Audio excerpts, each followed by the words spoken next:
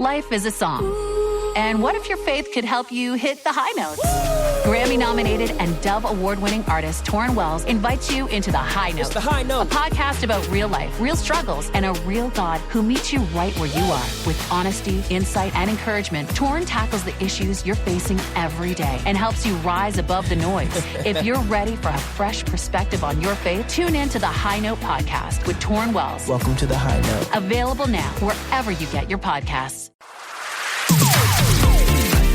One of these men is a highly respected New York attorney, Lucas A. Ferrara. The other is a self-proclaimed man of the people, known as Mert Roberts. Their aim is to discuss the hottest issues impacting our city, state, and nation. Fasten your seatbelts. Shake It Off with Mert and Lucas, live, starts now on AM 970, The Answer. Interesting song, Alex. What's that called? All right, this is TV show opener by LMNT Studio. So a TV show opener for a radio show. How appropriate given our next guest, because our guest, Candi Carter, is a visionary media executive and Emmy Award-winning producer whose 3 decades in television have shaped some of the most influential programs in daytime TV. She's the founder and CEO of Sistas Media, where she's pioneering new e-commerce solutions for the entertainment industry and redefining how audiences connect with content. Maybe we could use Candi's help for this show. Before launching Sistas, she served as executive producer and showrunner at Disney ABC, earning multiple Emmy and NAACP Image Award nominations for The Tamron Hall Show and helping lead The View to its 2020 Emmy win and induction into the Broadcasting Hall of Fame. Ooh. Now, her career also includes 15 years producing The Oprah Winfrey Show, along with major projects for HGTV, Lifetime, BET, Fox, Tyler Perry Studios, and PBS. She was recently appointed the Nevis Diversity Ambassador, a role that aligns with her passion for storytelling and cultural representation. And beyond her media work, she's the founder and board chair of We've Got Friends, a nonprofit creating social opportunities for teens with intellectual and developmental disabilities. Please check the website out and support that wonderful charity. Candi's a powerhouse producer, a builder of platforms, and a leader with impact on and off the screen. We're honored to welcome Candi Carter to Shake It Off Live. Hi, guys. Hey, Candi. Now, listen. I'm going to jump right into it because we can get to the, all the other stuff later, but I want to get right into it because I want to know your thoughts. Being in the industry so long, and you probably could have seen this coming, but what are your thoughts on the direction of news combined with opinions and everything in this country being so polarized? Because people don't have to turn on Channel 4 to find out what's going on. They can put it on Facebook, Instagram, any social media, and they can get a slanted view, and they might not be getting the most accurate information. So in your opinion, what is going on in this country, in the world, to be honest, and where do you see us in, let's say, 15 years or so? What do you can start from there. What do you think about that? Well, it's so interesting. So the polarization has led to 2 different things, to your point. Yes, you can be siloed in a space where you're only hearing one side of a story, right? You're hearing all conservative, or you're hearing all MAGA, or you're hearing all liberal. But on the flip side, it's created a lot of opportunity.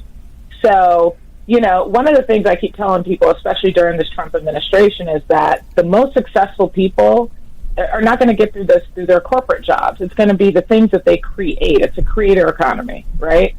So look at Megyn Kelly, Tucker Carlson, Don Lemon, Roland Martin. All of that polarization in news has led to them creating independent media like we've never seen it before, right? Absolutely. And that's a massive shift. Because these guys are producing news programs out of their houses, right? And they're on YouTube, and YouTube is paying them for views, and then they're getting... So it's like the whole media landscape is flipped on its butt. right? Because people are so looking for their opinion. So on the one side, I understand what you're asking. Like, yeah, of course, you want people to have a balanced view and to come together. Right. But it's also created opportunity, right? And it's also allowed creators a more level playing field with these massive media companies that have been dominating the airwaves for decades. And that's not the case anymore. Now, the question I would ask you is, does that get the bag mentality where I'm going to get these views, I'm going to get paid?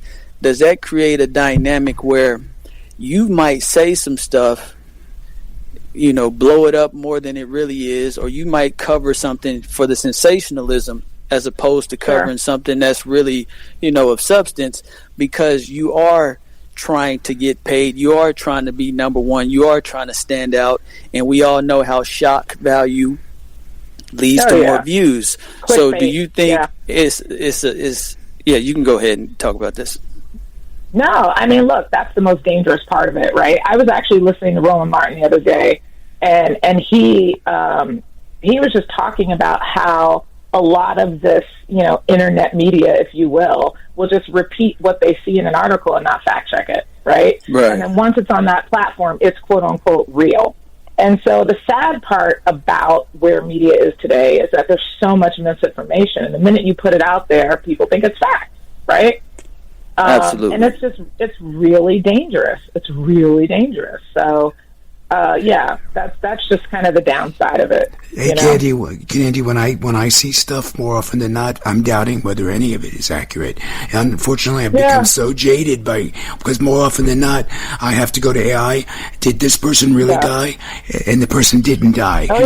Did an event happen? No, the event didn't happen. So what's happening now is that there's a distrust, or at least from my perspective, it's creating more of a distrust. So you think it's killing itself, it's going to invert, it's going to implode on itself, because if everything cannot be trusted, then who's going to pay attention to it, Candi? I will tell you, though, the younger kids, the college kids, you know, they're a lot more discerning with their social media. I have a 17-year-old, and I remember I showed her this picture. She's like, Mom, it's AI. Like, they're, you know what I mean? And I was like, well, how do you know? She goes, just do this. Look it up. You can look. So, to be honest with you, the kids are paying more attention to it and being a lot more, scrutinizing over their content than we are as older people. And maybe we just don't know how to do it, right? Right. But these kids that are coming up, they're not playing. They are, and they're anti-AI. They think it harms the environment. Like, talk to some college kids and some teenagers, and you'd be surprised. Well, that's good. That's good news, Candi. All right, there's hope for the future then, because when there's I look at this, when I look at this crap that comes across my feed,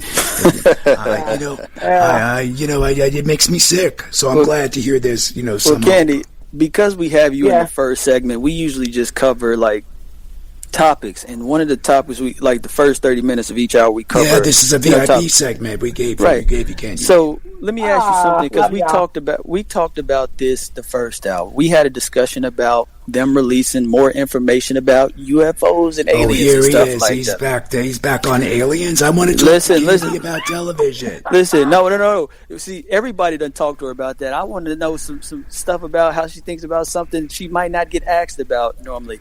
So what do you think about them releasing information about aliens and stuff like that? Because it was my opinion that if an alien landed on Times Square right now, 2 weeks, all of a sudden it's back to what song did Drake put out? What's the next thing? I think we so desensitized that an alien landing on planet Earth right now, it wouldn't be a big deal for longer than 2 weeks. What do you think about something like that? Candi, you could tell him he's delusional if you want, because I already to. There you go. Busy. That says it all, Candi.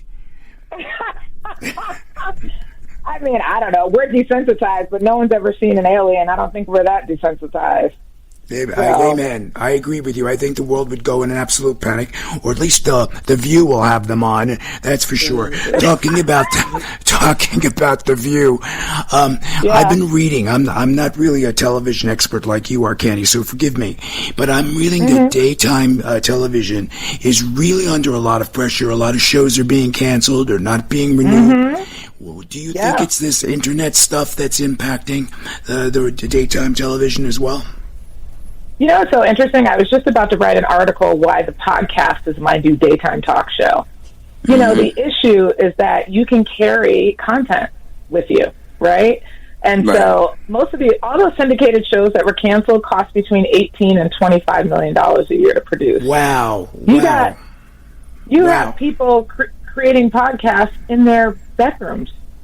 And then they're getting, listen, the average talk show in daytime does a 0.2 to a 0.6. That's 200,000 to 600,000 viewers. The View does probably 1 to 2 million, right?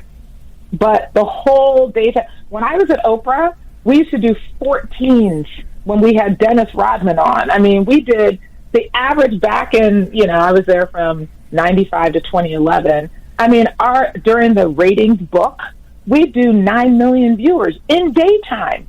Now your average show is doing 400,000. Wow, that's a drop. That's a drop. No question. So you can't get the ad dollars anymore, but the budgets are still the same.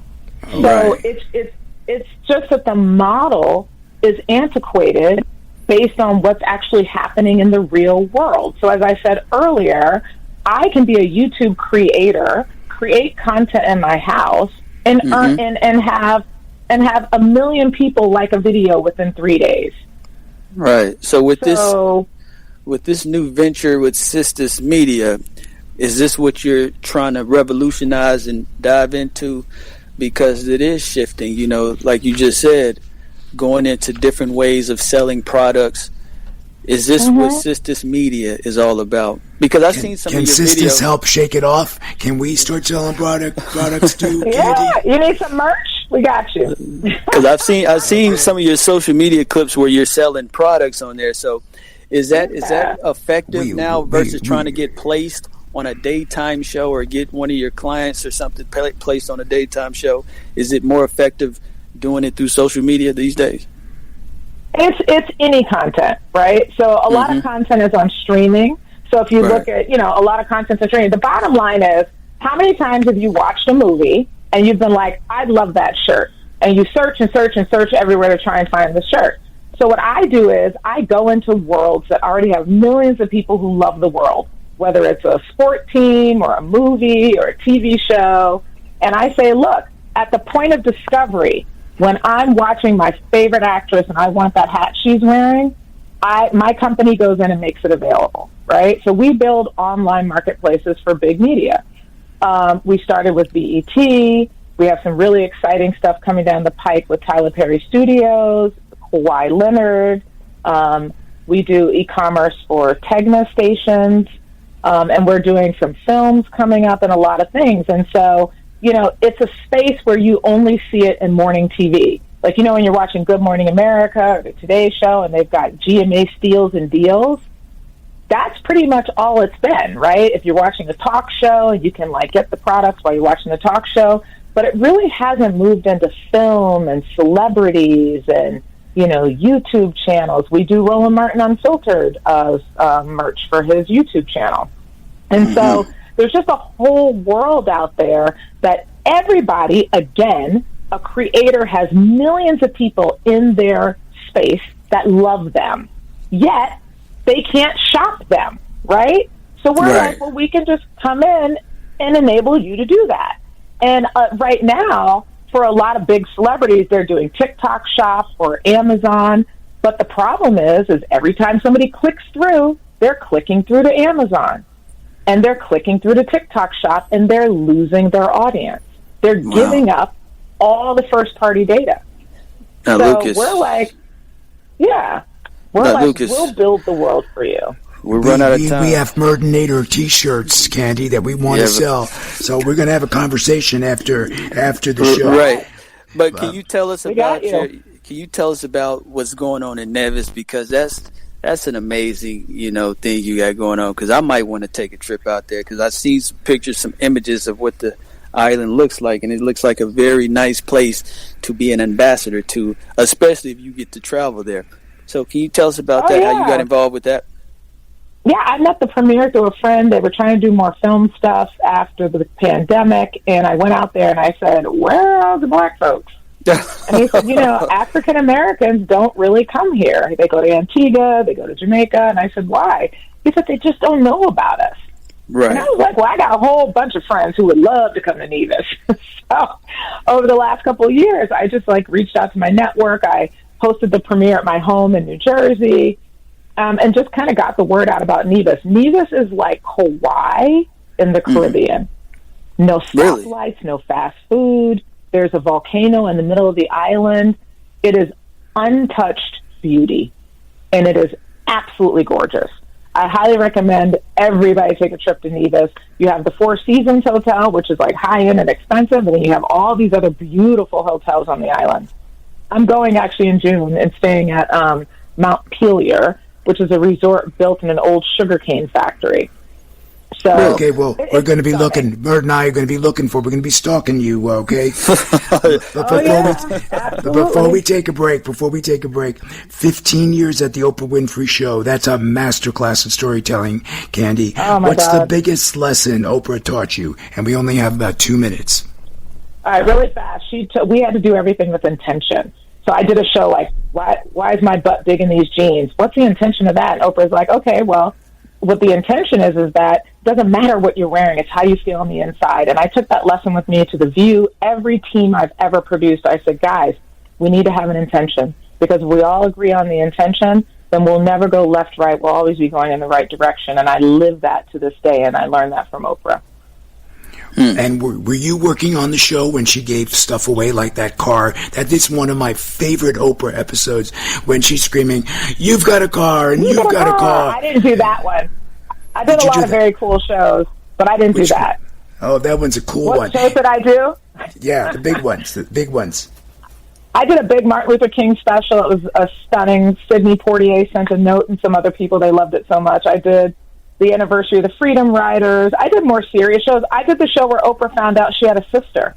We secretly taped for a month. Nobody knew at Harpo. Only 5 people at Harpo knew what we were doing. And we taped the show the day before it aired, and Oprah begged the audience not to say a word. And do you know, not one person leaked it. Not one person.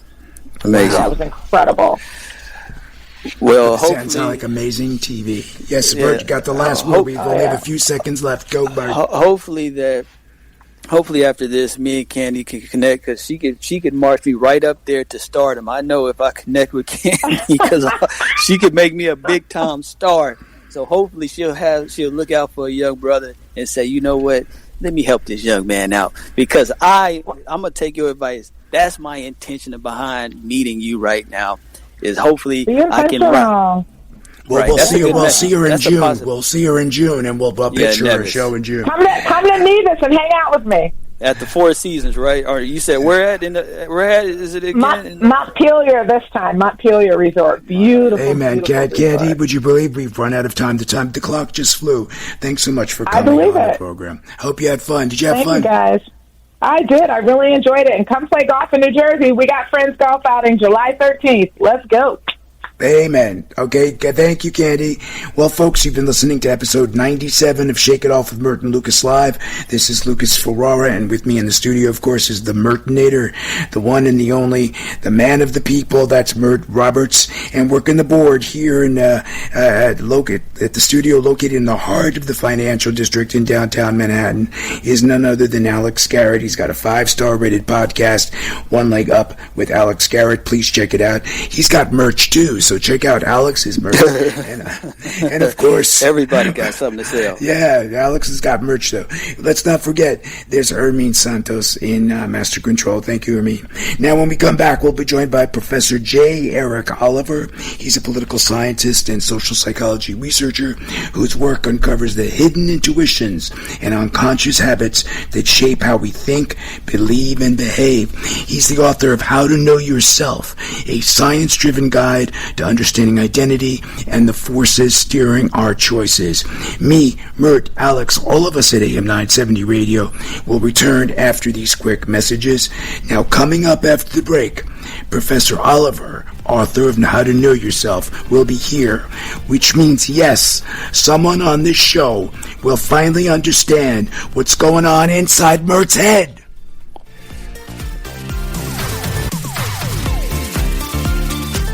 Over the last 30 years, Newman Ferrara, a New York City law firm, has evolved into a national practice focused on real estate, commercial, litigation, civil rights, class actions, and other complex litigation, representing many of the city's largest property owners, managing agents, and thousands of tenants. Newman Ferrara handles some of the nation's most significant class actions and civil rights matters. Newman Ferrara at 55 East 59th Street, New York City. Go online to newmanferrara.com. That's newmanferrara.com. Listen to the firm's name partner, Lucas Ferrara, every Saturday at 10 a.m.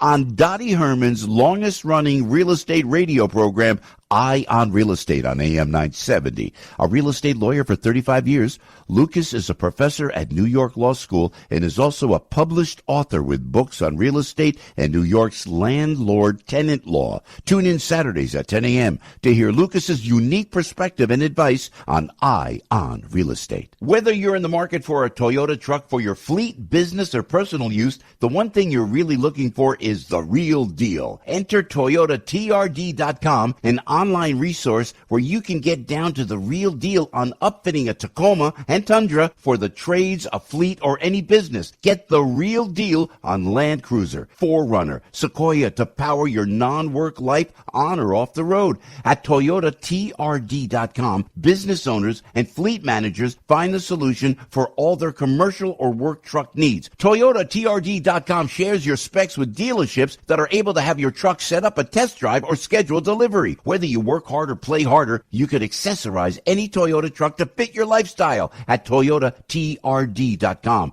Call 844-TRD-TOYOTA and use the promo code Joe to receive additional savings. That's 844-TRD-TOYOTA, promo code Joe to save with ToyotaTRD.com. In a world where more and more people decide what's right and wrong based on how they feel, what happens when feelings become the only moral standard?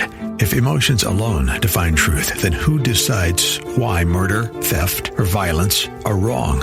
And if someone feels justified in destroying property or harming others, on what basis can society say they're wrong? For 50 years, Dennis Prager has challenged audiences around the world to think deeply about the moral foundations of civilization. In his new book, If There Is No God, he confronts the biggest questions of human existence. Why does evil go unpunished? Why do innocent people suffer? And can morality survive without God? Whether a believer, a skeptic, or somewhere in between, this book offers serious answers for a morally confused age. Clear, provocative, and accessible. If There Is No God by Dennis Prager. Available now at PragerStore.com. That's PragerStore.com. Welcome back to Shake It Off with Mert and Lucas, live on AM 970, The Answer. Alrighty, my friend, what's the name of that one, Alex? This is called Open Your Mind by Aliza B. Well, if anyone can open your mind, that would be our next guest. Professor J. Eric Oliver is a nationally recognized political scientist whose research explores the hidden psychological forces that shape our beliefs, our identities, and the choices we make every day. A longtime faculty member at the University of Chicago, he has spent his career studying how intuition, emotion, and social environments quietly steer human behavior, often more powerfully than logic or facts. He's the author of several books, including his latest, How to Know Yourself, a clear and compelling guide to understanding the inner mechanisms of the mind and the unconscious patterns that drive our decisions. The professor's work has been featured across major media outlets, and he's known for translating complex research into insights that are accessible, practical, and often surprising. Whether he's breaking down political polarization, explaining why we believe what we believe, or helping us understand our mental wiring, Professor Oliver brings a rare mix of scientific rigor, clarity, and wit, making him one of the most engaging voices in the field today. Welcome to the program, Professor. Great to be here. Thank you so much for having me. Thanks for coming on. Hey, Professor, Mert's been talking all day. He's a little delusional. He's a little delusional. He's been talking about aliens all day. Now, Professor, from a psychological perspective, what do aliens represent, and what is this obsession with aliens? I'm sorry to go off tangent here, but I need to understand how Mert's demented mind is working here. Well, that's a complicated question. Yeah, I know. Sorry to put you on the spot. Well, I think there's two things with aliens. The one thing is, it's funny that if you go across human history, nobody was really talking about aliens until about 100 years ago. And it's really with the advent of sci-fi that suddenly, people start seeing UFOs suddenly all in the sky. So either A, UFOs just took their time coming to us and it was just coincidental with sci-fi, or we're using sci-fi to inform some deeper intuitions. And I think if you go back in human history, there's lots of stories about spirits or unseen, hidden forces that are kind of behind the scenes that sort of peek out at us. And I think it's this longing for us to kind of understand and kind of grapple with what's going in our own heads. There's so much of us that informs our whole living experience that's not readily available to our ordinary consciousness. And so we concoct myths and stories and all kinds of things to try to make that visible to us. Now, let me say this, because you gotta be really careful with that, because this is when people who are anti-religious, they start to say the same thing about religion. So in your mind, what would separate those two? And you probably didn't expect to come on and talk about this, but what would be your way of separating people who believe in religion versus people who say aliens exist, and they're going very far in their belief in thinking aliens exist? They'll tell you they've seen them and they've been probed and taken up in spaceships. So what do you say to that?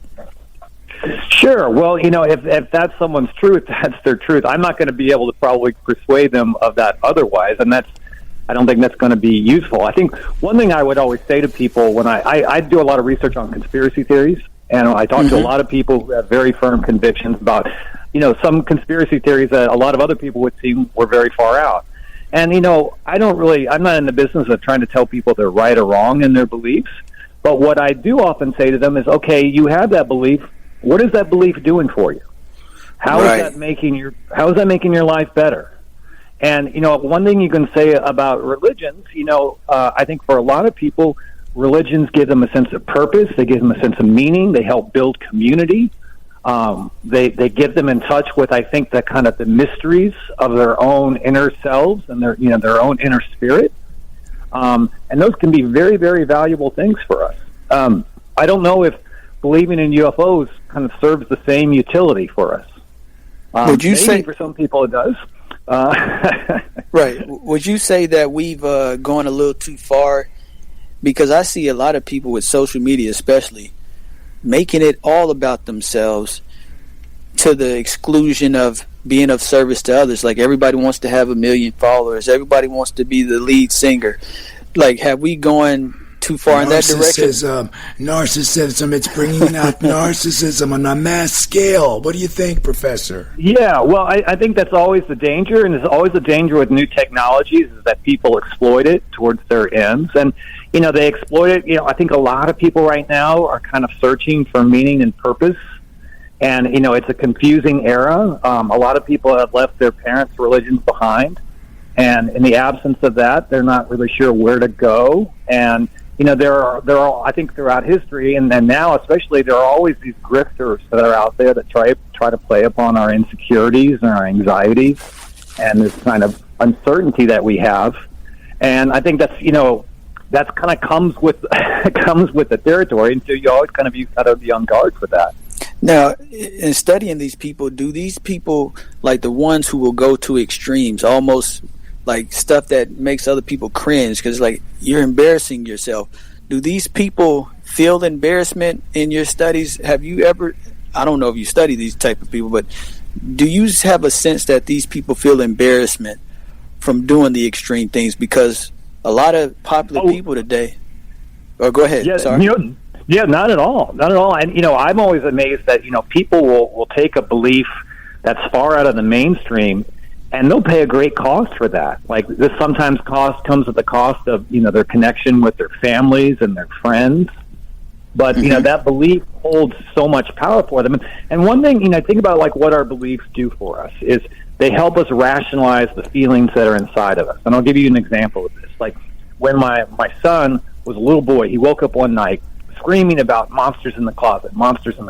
And I went in and I showed him there were no monsters. We looked under the bed and we got back and forth. And finally he said to me, well, Dad, if there are no monsters in the closet, then why am I afraid?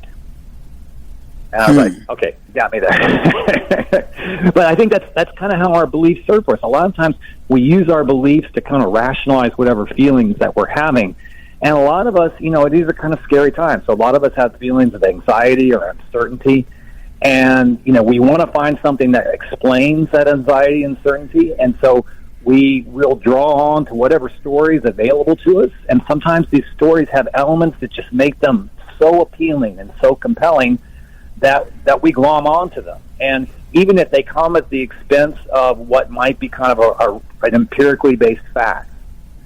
And, but, we all have combinations. We're not pure rationalist thinkers. We all draw on our own intuitions to make a lot of decisions, and that's really our challenge. Is like if I'm drawing on some of my intuitions to make a certain set of assumptions, and you're drawing on your intuitions to make a different set of assumptions, how do we find agreement?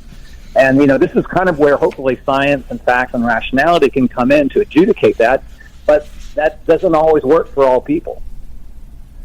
Now, Professor, we only have a few minutes before our commercial. Of course, you're coming back after the commercial break. But your book, How to Know Yourself, tackles the idea that we're strangers to our own minds.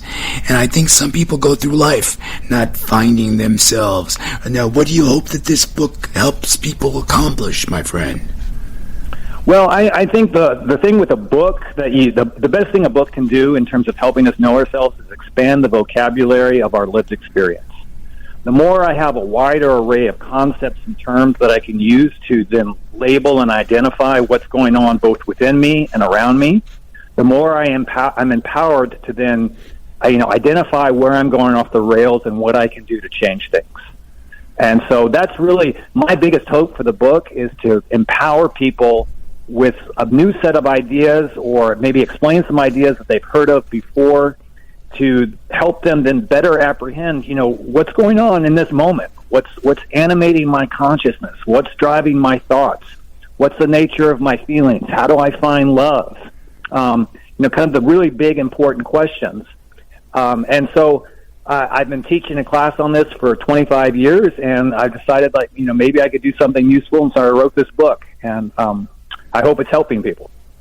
But have you found that some people, or a large majority of people, leave this planet, leave this plane without truly ever finding themselves? You've lost it. You've left this plane with that question. He's left this plane. They leave this dimension. They leave this reality. They leave this dimension, and they never find themselves. Isn't that the ugly reality, Professor? Well, I don't know if I would, and I don't have enough data to know that one way or another. But I do think for a lot of us, we fumble about in kind of deep ignorance about both what drives our thoughts and our behaviors. And then, as I like to tell my students, we end up living according to stories that other people have written for us. And we're oftentimes not the authors of our own stories. And so that's another big part of wanting to know yourself, is how do you make yourself the author of your own life story? Hear, hear. And your book tells us how to do that, Professor? I hope so, yeah. Well, that's good, because after the break, I hope you'll share some secrets with our listeners. But right now, we have a commercial break. But have no fear, Professor Oliver will be rejoining us after these quick commercial messages. For more information about the professor and his books, please visit Eric, that's E-R-I-C, Oliver.com. You'll find his latest work, How to Know Yourself, on Amazon and wherever books are sold. We'll also have the links posted on our website, ShakeItOffLive.com. Mert, Alex, and I certainly hope you'll stay tuned. Don't go anywhere. When we come back, Professor Oliver will help you finally understand yourself. Yes, you. And no, he's not bringing a miracle, just science. Bringing you products that improve your life. Well, this product can save your life, or the life of those we cherish the most, our youngest children. There are approximately 5,000 choking deaths in the U.S. each year. One child dies every 5 days from choking. Children under the age of 5 are most at risk. There is a solution. It's called LifeVac. Arthur Lee is the founder, CEO, and inventor of LifeVac. LifeVac is a simple rescue device that can change your child's life in a choking emergency. It's non-invasive and easy to use, and one kit fits the whole family. If you have a young child in your family, I strongly recommend you visit the LifeVac website. That's LifeVac.net. Listen to Arthur's compelling story and view the videos demonstrating its ease of use. LifeVac works in 3 simple steps: place, push, and pull. The LifeVac device dislodges the obstruction and suctions out the food or object. It's that simple. LifeVac.net, made in the USA and FDA registered. Over the last 30 years, Newman Ferrara, a New York City law firm, has evolved into a national practice focused on real estate, commercial, litigation, civil rights, class actions, and other complex litigation, representing many of the city's largest property owners, managing agents, and thousands of tenants. Newman Ferrara handles some of the nation's most significant class actions and civil rights matters. Newman Ferrara at 55 East 59th Street, New York City. Go online to NewmanFerrara.com. That's NewmanFerrara.com. Listen to the firm's name partner, Lucas Ferrara, every Saturday at 10 a.m. on Dottie Herman's longest-running real estate radio program, Eye on Real Estate, on AM 970. A real estate lawyer for 35 years, Lucas is a professor at New York Law School and is also a published author with books on real estate and New York's landlord-tenant law. Tune in Saturdays at 10 a.m. to hear Lucas's unique perspective and advice on Eye on Real Estate.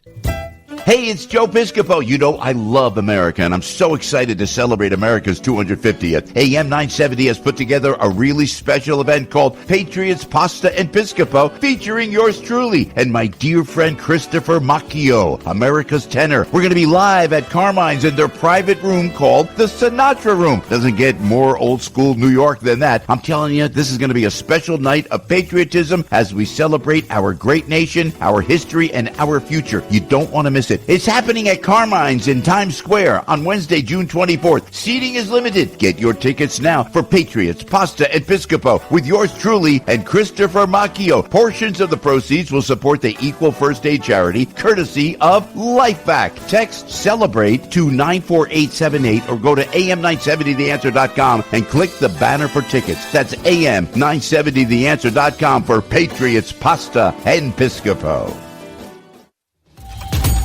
Welcome back to Shake It Off with Mert and Lucas, live on AM 970, The Answer.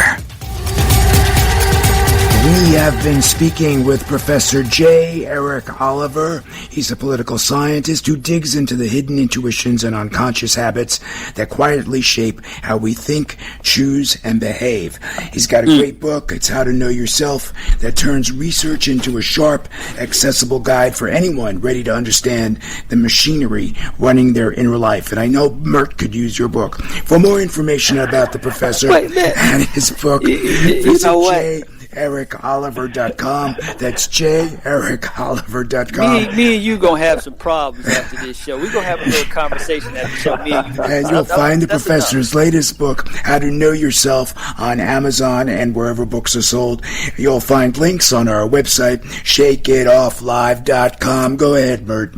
Well, you know, when we found out we were going to have this guest, I was sitting back thinking, how would the world be if everybody thought rationally before they made certain decisions? Amen. Because It'd be a better world, that's for sure.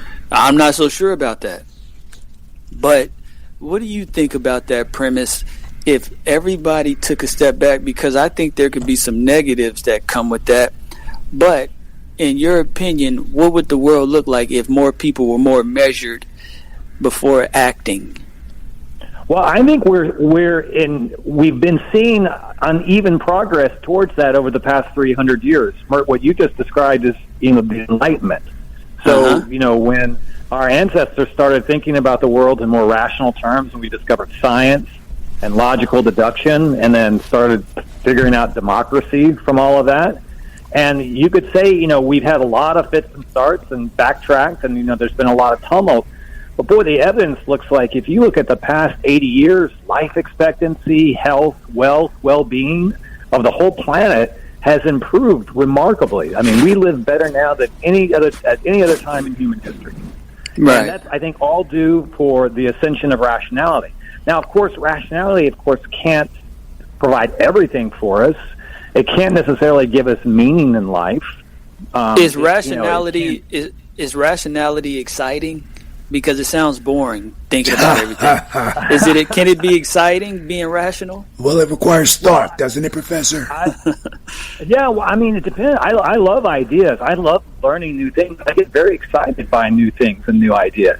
We always think of rationality as like, Mr. Spock, that kind of cold, distant place. But I don't think, and also we actually make a lot of decisions using emotions too. Even our most rational person, like, you can talk to a chess grandmaster and they say sometimes they just sort of feel the board. And when they make a wonderful move, they get this elation from it. So I think the dichotomy between rationality and emotions is a bit of a false one. I just don't want to remove, you at a cabin and, there's a lake and you're with a beautiful woman. And y'all decide it's midnight, everybody's sleeping, y'all decide to go skinny dipping. I don't want to remove stuff like that because a rational decision would say, hey, that's inappropriate. What if somebody is watching and they can see you without any clothes on? But, you're feeling the vibes and everything, and you just go have fun. Sounds like a dog. He sounds like a dog to me, Professor. A dog. That's fun. That's Let's get some dog sound effects, please. That's hilarious. Go ahead, Professor. Why don't you teach the poor guy? He's lost. As I warned you. I warned you that he's lost. Listen, there are no denying the pleasures of life, and I think it's a big part of life is letting us have our pleasures. Well, on the other hand, we don't want our pleasures to define us, and the reason why is all pleasures are short-lived. If you look at sort of just the neuroscience behind pleasures are meant to fade. They're supposed to give you a temporary, like, oh, what you just did is great. And that's your brain telling you, what you just did is great. Now go do more of that. And you're going to feel antsy until you get that another hit of pleasure. And so one important thing, I think, for living well is differentiating between the things that give us pleasure and the things that give us satisfaction. And I think too often we end up chasing pleasures. And I'm not the one to deny, skinny dipping with my wife at a lake is great pleasure. But, connecting with my wife and having a wonderful marriage, that gives me satisfaction. Right. And I think a big part of living well is differentiating between, the things that we think, will make us happy versus the things that actually make us happy. What makes us happy? Connecting with other people, exercising our competencies, doing things, whether it's playing a sport or playing, an instrument or like working in a job, these kinds of things where we're testing our skills, that gives us a very rich sense of life satisfaction. Now, you have said, Professor, that most of our decisions are made automatically. So my question to you is, how does that square with the idea of free will if we're on autopilot?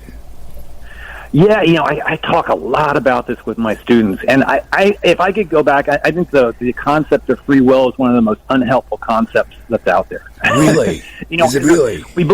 We intuitively want to believe that we have a soul, and there's this part of us that's sort of just, pristine and separate, and that somehow or another that part is free and able to make its own decisions. But if you look at how we actually make decisions in our brain, the way our brain structures and processes all the information that it's doing and coming to decisions it makes, it's relying on routines. Our brains are prediction machines based on habit. And so what we have most of the time is this internal model of how we think the world's going to operate in our head, and our brains are predicting and making maps of this world and then constantly adjusting it relative to what it sees happening. And most of that is unconscious. And I'll just give you a quick example of this. You and I are speaking now, when we're speaking in English, we didn't invent these words. These words were, bequeathed to us by our ancestors who, gradually came up with the vocabulary. But we depend on these words for, thinking, for relating, for, making decisions. And to say that we have free will, well, if we're using somebody else's vocabulary, how free is our will? That's just the tip of that kind of iceberg. So I think we do have will. We have the power to make decisions, and we have the power to make choices. But it's more of a constrained will. It's based on our own mental habits. It's based on our culture. It's based on our circumstance. And I think if we appreciate that, we appreciate, try to appreciate the forces that actually shape our thinking, and the more that we can discern those forces, the more freedom we can have then to sort of step back away from them and say, hey, wait a minute, what is that that's shaping my thinking right now? Is that really coming from me, or is that coming from somewhere else? And is that a good thing, to stop yourself as opposed to just acting automatically, given that we've mapped it all out? Oh, I think so. I think if you're not, you're the slave to somebody else's agenda. I'll give you an example of this. I mean, I love ice cream. Ice cream's not good for me. Given my predilection, I just eat ice cream all day. Just stay outside, Doc. Just stay outside. I don't know why it's not good for you. Stay outside when you eat it. Don't go in the house for a couple hours. You'll be fine. But that's a good point that you bring up, that people have to not get caught up in somebody else's agenda, because I see that happening a lot, and I'm not going to single any group or movement out, but I think that is a huge problem, that we get caught up in other people's agendas, and we sometimes neglect what our true purpose is. Amen to that. Hey, Professor. That's right. And Professor, we have only a few minutes left. Uh-huh. Yep, we have only a few minutes left, Professor. What's one single thing our listeners can do today to understand themselves a little better, aside from buying your book? That's a good first step. Second good step is, I think it's common for us to think of ourselves as things, and we're not really things, we're processes. We are this ongoing process between this kind of inner life force that's negotiating with a reality that's outside of us. And that sounds kind of wooey, but it's actually based in science.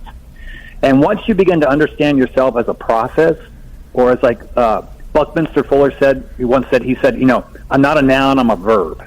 And once you begin to think of yourself as a verb, you can be like, oh, I'm not fixed in any one particular way. I can constantly change. I can constantly grow. I can constantly improve. I can always make life somewhat better, and know that I have the capacity to do that. Do you think there's hope for Mert, Professor? Whoa! There's always hope. I don't know. But Professor, unfortunately, we've run out of time. So for more information about the Professor and his books, visit jericoliver.com. That's OLIVER. You'll find his latest work, How to Know Yourself, on Amazon and wherever books are sold. And we'll post links on our website, shakeitofflive.com. Did you have fun, Professor? Gentlemen, this is great. So it's such a pleasure to talk with you guys. Thanks so much, Ron, and I'm sure we'll invite you back. This went too quickly. Thanks for coming on our program. Okay. Thank you. Well, thanks for having me. Well, my friends, that concludes show number 97. May I hear an amen? Amen. Special thanks to the one, the only Mertonator, Mert Roberts, my co-host.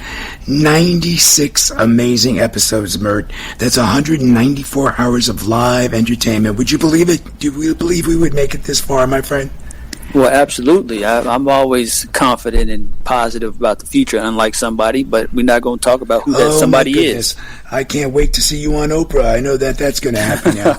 And to Alex Garrett, thank you. Couldn't have done it without you. Check out his 5-star rated podcast, One Leg Up with Alex Garrett. Did you find yourself in this episode, Alex? I always find myself in these episodes, but this one was very enlightening. Amen. He's behind the new music, so he's all of his fingerprints are all over this. Just keep pressing those buttons. And to everyone behind the scenes at AM 970 Radio, Laura Schaefer, Matthew Samble, and Joseph B., Frank Volpe, Ryan Pagano, and let's not forget the one, the only Hermine Santos in Master Control. Our sincerest thanks. Before we go, I'd like everyone to check out my movies. They're streaming everywhere. My latest hit is Manor of Darkness. It's an eerie time loop horror. You'll find it on Amazon, Google Play, YouTube. And in January, the New York Times selected it as one of the top 5 movies you should stream. So what are you waiting for? And I have a bunch of other movies you should check out too.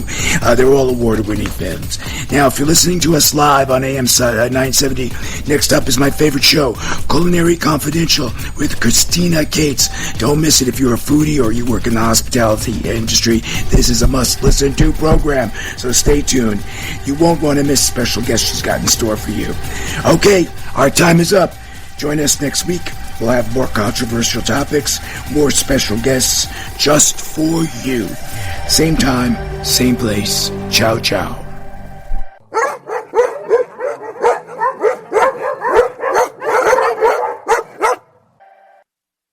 The preceding program is sponsored by Shake It Off Live, LLC. Life is a song. And what if your faith could help you hit the high notes? Grammy-nominated and Dove Award-winning artist Torrin Wells invites you into The High Note. It's The High Note. A podcast about real life, real struggles, and a real God who meets you right where you are. With honesty, insight, and encouragement, Torrin tackles the issues you're facing every day and helps you rise above the noise. If you're ready for a fresh perspective on your faith, tune in to The High Note podcast with Torrin Wells. Welcome to The High Note. Available now wherever you get your podcasts.